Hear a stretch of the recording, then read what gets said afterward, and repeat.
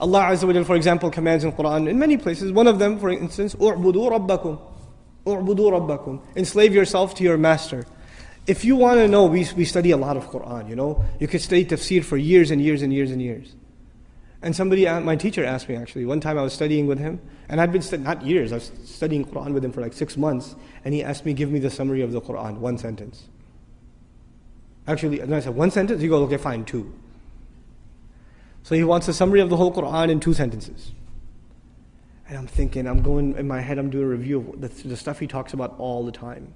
How am I going to summarize the entire Quran in 2 sentences? And I remembered what he said, and I used it, and he said, you're right.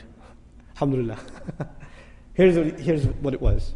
Number 1, accept Allah as master and accept yourself as slave. A lot of people accept Allah as master, but they still don't accept themselves as slave. Just accept it. Internalize that He is master, you are slave. Accept that. Number 1.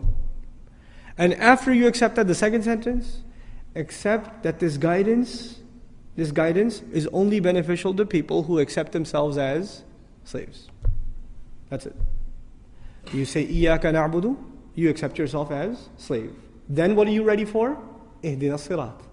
Guidance. Slavery and guidance is the summary of the entire Quran.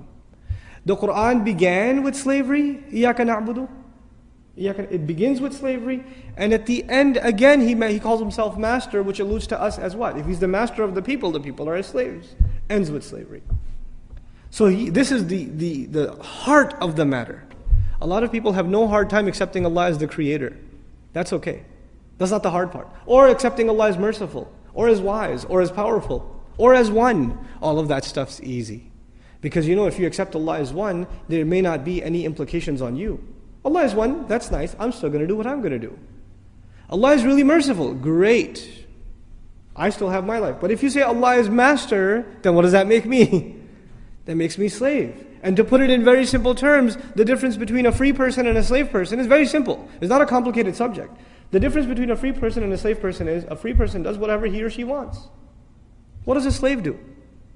A slave cannot do what he or she wants. If a slave did what he or she wanted, then they would be considered free.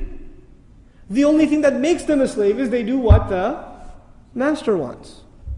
If you accept that your will comes under the will of Allah, your will has to be submitted like a slave before the will of the master. Then you've understood what this book is, what this message is.